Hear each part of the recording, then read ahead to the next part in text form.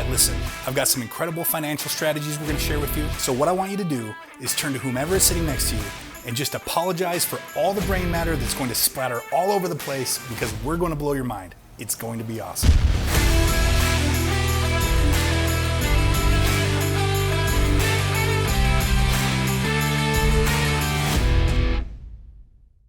Fixing and flipping homes has become quite the pop culture dream in the last couple of decades. And I think most of the popularity has come from the rise of the fix and flip TV show. Now, I have a little bit of a problem with the TV shows. In my opinion, they make you think that any guy with a hot wife can go flip a house and make 90 grand. And there's just a little bit more to it than that. There's some strategy that goes into it, there's some art that goes into it, and there's a business to it. I drive a pretty nice car, and I used to have some advertising on my car that said, "We buy houses, fix and flip, blah, blah, blah." And so I'd get hit up all the time in parking lots and shopping malls and grocery stores. And because fixing and flipping is such a hot thing right now, people would come talk to me about fix and flips. I would think that if you meet an expert at something that you want to do, you'd have a lot of questions. But I rarely got questions. I usually got stories about how they think it's supposed to be done. And I've talked to enough people now that I've kind of created 3 different categories in my head of the different types of fix and flippers that are out there. I'm gonna show you 2 ways not to fix and flip a house, and then I'm gonna show you the way that we do it. Now, I think it's important to show you why I think certain methods are flawed, rather than just tell you. In order to do that, we're gonna need to do some math. Now don't get scared, we're not going to be doing trigonometry or calculus today, just some basic arithmetic on a hypothetical deal that will illustrate why certain methods are better than others, and dispel some of the bad ideas out there. So let's set up this hypothetical deal. Okay, let's say we buy a rundown little house for $250,000. We plan to put about $50,000 into fixing the thing up. Now our holding costs we'll put at 10 grand. What are holding costs? Holding costs are any cost that's associated with just owning a property. We're not talking about construction here, just the basic cost associated with owning a house, utilities, insurance, and the interest on the money you borrowed. Now for me, my fix and flip business is just a cog in a wheel that is a much bigger real estate investing strategy. And as part of that, I never use my own money when I do fix and flips. I always use other people's money. There's a whole other video of content on why I would never fund my own fix and flips, but we'll save that for another day. I'm also working under the assumption that most people wanting to break into this space don't just have the cash sitting around to fund the entire project themselves. So for this video, we're gonna talk about how to get it done using other people's money. Now, we don't borrow from banks because banks take too long and they require way too much work. They wanna know what your credit score is, they need to know who your boss is, they need to know what you ate for breakfast over the last month, and they wanna know your grandmother's birthday and genealogy. There's a list as long as your arm of things that they need from you, then it takes 30 to 60 days for them to fund a property. Just the time it takes to get a loan from the bank would cause us to miss out on too many deals. So we don't mess with that. We find private parties that have money, sometimes a bunch of them together, and we go fund a deal in 24 to 48 hours. They usually don't ask for your credit score. They don't ask for W-2 income verification. They just want to see the deal. We borrow the money, we pay the interest, so it's a win-win.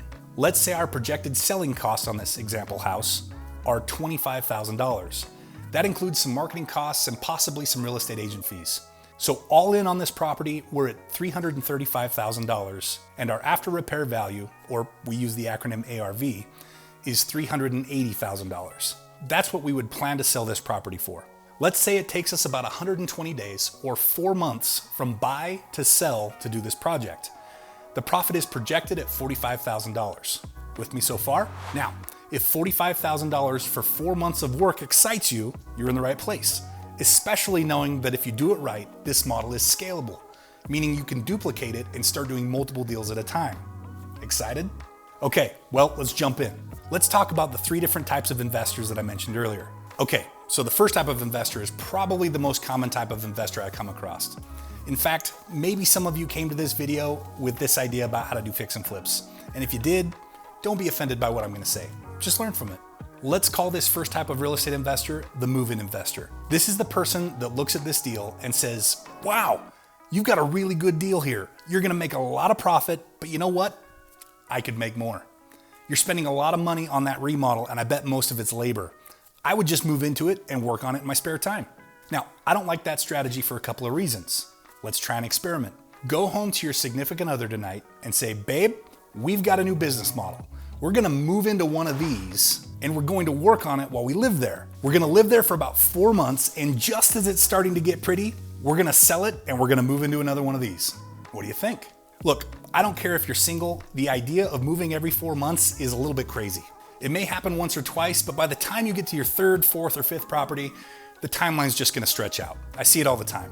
The 4 months is gonna turn into 6 months, and then the 6 months is going to turn into 9 months, and then 12 months. We agreed that making 45 grand in 4 months was pretty cool. Anybody think that 45 grand in 12 months is better? For a construction job, where you live at the construction site? You can't go home because this is home. That kind of sucks, right? Yeah, I don't really like that idea either. The biggest reason I don't like the move-in strategy is because at the time of this recording, my wife Maeli and I have 10 fix and flips that we're working on concurrently. If my strategy were to move into each and every one of them and do the work myself, what is my scale limited to? One at a time. You will never become a millionaire by doing one single family fix and flip. You will never become a millionaire by doing one fix and flip at a time. You need to understand how to scale your business, and that's why I don't like the move-in strategy. Let's talk about the type 2 investor. Have you ever heard that real estate investing is risky? I hear it all the time. Oh, you're a real estate investor? Isn't that incredibly risky? Well, it can be. And you know what? This type 2 investor is who gives us as real estate investors that bad name. I call them the dead investor. This is the person that's read like 1.5 Robert Kiyosaki books and thinks they're ready to jump in. They may understand some terms like other people's money and other people's time, but they haven't gone very far with their knowledge. They might even understand that they only need to raise enough money to buy the house and to fix it. They don't need cash on hand for all these other fees because they're not due till the back end when we sell the property. So they'll need to raise $300,000 on this property. They open their Google machine and clickety-clack, up pops a list of hard money lenders. If you haven't worked with hard money lenders before, they can be a great resource.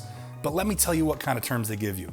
I've found that on average, they charge about 12% interest annually, which is about 3 times what a normal home loan would cost you right now. They usually have a 2 to 3% origination fee that they charge you up front, and they usually only let you keep the money for about 6 months. So what happens if you're not done within that time frame that they give you? Well, they'll just come take the house. Anybody think that these are super nice guys? They're just like, just pay me when you get it. We're good. No, these guys are sharks. They'll foreclose on the property, and it's not out of malice. That's their business model. If you're not performing, they're going to take the project and finish it themselves to mitigate risk in their business. Now you might be saying right now, but Mitch, you told us we could do it in 4 months. So what's the problem if we have 6 months to get the money back? Well, that's the mentality of the dead investor. They get into the deal, and maybe on the first one, everything's on time and everything's on budget. And they get their money out and get into the next one. And maybe even in that next one, everything's on time and everything's on budget, right? 4 months in and out, then get on to the next one. Do you think that every deal you're ever going to do is going to be on time and on budget? The first step to becoming an educated investor is realizing that you don't have control over everything. Let's look at 2008. How many people lost money in real estate in 2008? The answer, according to NYU, is over 6 million people. And that's just foreclosures. That doesn't include short sales and just people who sold their property for less than what they had into it, which will probably make that number significantly higher. Why do you think that is? I'll tell you why. One exit strategy. You're taking on a huge risk when you go into a fix and flip with only one exit strategy, saying we're gonna buy it low, we're going to sell it high, and that's it. What if the economy does something that you didn't expect? You're stuck. What if we had purchased this example deal a few weeks before the 2008 crisis hit? We get into it and start working on it, and all of a sudden, the value takes a $100,000 haircut. What happens if you're the dead investor and you're in the middle of the fix and flip deal when the next 2008 happens again? Because will a 2008 type market event happen again? Most likely, yeah. Now, do any of us know when it'll happen again? Okay, if you said yes, you're a douche canoe. Markets are too complex for anyone, even experts, to be able to accurately predict crashes to a 4-month window. We have to treat every deal as if it's going to happen again while we're holding the deal. So let's just run a scenario here. Let's say you get into this property, you have one exit strategy, you structure it all as debt, and you think you're gonna sell it for $380,000. And then the bottom falls out before you can finish. And the market dictates that you can only sell this property for $280,000. Now, you can't sell it because you're gonna be $20,000 upside down. And if you count the fees that you owe when you do sell it, you're more like $55,000 upside down. That means you'll have to write a $55,000 check when you go to close on this deal. I don't think any of us get into real estate investing because we want to write checks when we sell properties. We want to get the checks when we sell properties. So let's eliminate losing money as an option. I'm sure you've got a pretty creative mind. Let's think about some possible exit strategies at this point. What can we do? Rent it out? Okay, let's try that. We finished the remodel in 4 months. We put some tenants in there. They're really good tenants. They pay their rent on time. So now we start to cash flow 5 months into the deal. They pay their rent the next month, so we cash flow on month 6. But remember what happens to our financing on month 6? The day after we get that second rent check, the hard money lender calls us and says, "Man, I just drove by that property you were doing. It's beautiful. You guys did a great job on it. And you put some cash flowing tenants in there for me. Thank you so much. It's mine now." So that's not an option either. What else can we do? Did you say refinance it? All right, let's take it to the bank and say, "Mr. Banker, here's my collateral. It's worth $280,000. Can I borrow $300,000 against it, please?" Nope, you're under collateralized. See, here's my problem with the debt investor. If anything happens at all, you're sunk. You ruin your credit, you ruin your reputation, you ruin your relationships. One deal can end your career. And that's too risky for me. I actually have a fairly low risk tolerance. I know that's a weird thing for a real estate investor to say, but I would not be a real estate investor if this is how we had to do it. Don't be the debt investor. The third type of investor is the educated investor. This is how I would structure our example deal. Exit strategies and all. Maeli and I use a funding strategy called the debt equity blend. There's a secret ratio to the debt equity blend. It's 2/3 debt on whatever you need to raise. In this case, our total raise is 300 grand. That means we need to raise $200,000 in debt. And you know what? Just for fun, we'll even use the 12% 6-month hard money guy, the same guy that the debt investor used, except we're doing 200,000 instead of 300,000 this time. Now, we need to find an equity partner for the other third, or $100,000. Remember from the last Flippin' education video that I did, when I said that real estate investing and business ownership were 2 activities that the wealthy did? Just in case you haven't seen it yet, I'll put a link in the description. The wealthy are business owners and real estate investors. And sometimes those things dovetail together pretty closely. We'll start an LLC, which is a business, right? And I'll put my deal into the LLC, and I'll give myself half ownership of that LLC. And I'll go out looking for an equity partner. Maybe I'd start calling all my friends that I knew had like 100 grand buried in the couch cushions or, in the backyard. We all have friends like that, right? I know. There's not a whole lot of people out there with 100 grand just laying around, but I learned something very important early on in my career that changed my whole life. I learned that there's $27 trillion in retirement accounts in the United States alone, and there's only 400 million people who live here. So do some quick math. There's a lot of people with over $100,000 in their retirement account. You might even be one of those people. Now, here are 2 questions that set my career on a successful path. The first question is, did you know that you could use your retirement account to buy real estate? Now, regardless of the answer they give you, yes or no, the second question is the same. If I were to show you how you can potentially double or triple your current rate of return, backed by real estate, would you partner with me on my next deal? Most 401ks and IRAs are backed by stocks, bonds, and mutual funds. And on average, they might return between 5 and 10% per year. So let's use 7% as an average. If they could double or triple that, don't you think that they would be interested in hearing what I have to say next? And we're gonna back it with real estate. What are mutual funds backed by? If the economy takes a dive, what do you get? Well, basically a smaller retirement account. But if a deal goes sideways in real estate and they're backed with real property, they get a house. They can move into it, they can rent it out, they can sell it, whatever the law allows. So at this point, they're like, wait a second, it's safer and I can make more money? Okay, let's talk. Great. Here's the deal with all of the numbers and the game plan. If all goes well, we're projected to make $45,000 at the end. That means that if your 401k and me are 50-50 partners and all goes well, I'm gonna make $22,500 and your 401k is going to make $22,500 as growth.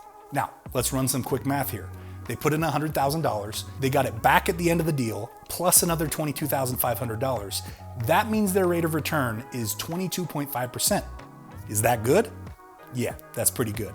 Try going to the bank and asking for the money market account that makes 22.5%. They're gonna look at you like you're crazy, right? Now, remember, we're doing this whole deal within 4 months. When we're talking about a 7% return on mutual funds, how many months are we talking about? 12 months, right? If we annualize this, it works out to be 67.5%. Do you think that's something a potential equity partner would get excited about? Heck yeah, where do I sign? Hey, wait a second. You told me about that debt guy who lost all of his money in 2008.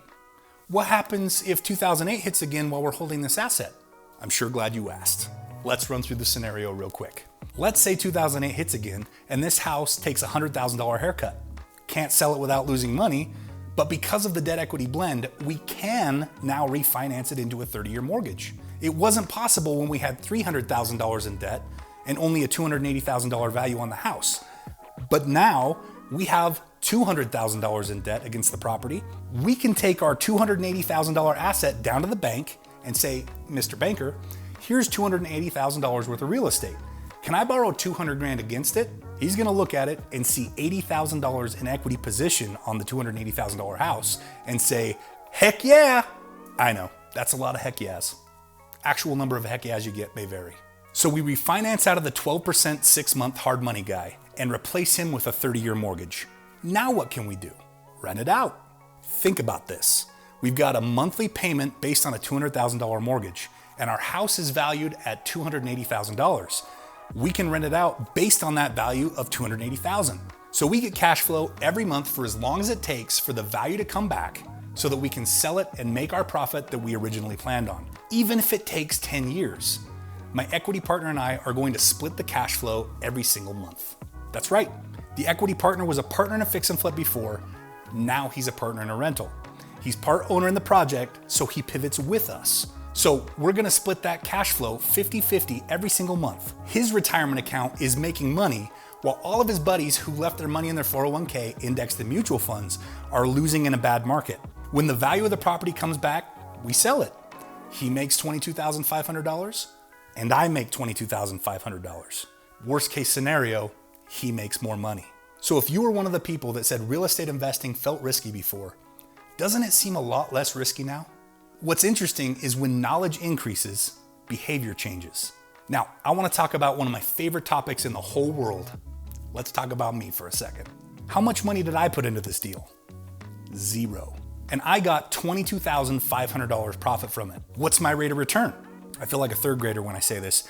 I made infinity percent on this deal. You know, I like to make infinity percent on every deal if I can. It's the best rate of return you can get. I contributed knowledge, they contributed money. I make the highest rate of return in every deal because I contribute a more valuable currency than anyone else. I bring the knowledge to the table of how to get the deal done as safely as possible. Brain matter explosion! Wipe it off the walls. It's okay. It's all good. You can clean it up later. Of course, there are still risks in real estate. And I'm not your attorney or your accountant, so I'm not qualified to give you direct advice that would be applicable in your exact situation. These are just some of the things that I've picked up along the way and have found success with. There are always risks in any of these strategies, so make sure you're educated before you go out and try any of them on your own. A great place to start would be our weekly live education webinar. Get access to our nationwide community of real estate investors. We meet on Zoom every Wednesday at 7 p.m. Mountain Time for exclusive trainings, real deal walkthroughs, question and answer, guest speakers, and all around real estate investor shenanigans. Beginners, experts, and everyone in between is invited. Links in the description. There's no better place to start getting your investor legs. Best of all, we made it free, just for you. Can't wait to talk with you live. I'm curious what you thought about this episode of Flippin' Education. If you have any thoughts you'd like to share, or if you would have done things differently, please comment in the comments section below. If you like this video, please smash that thumbs up button. It's an easy and free way to help support the channel. Also, be sure to subscribe and ring that bell, as we'll be bringing you more of this amazing content very soon. See you on the flip side.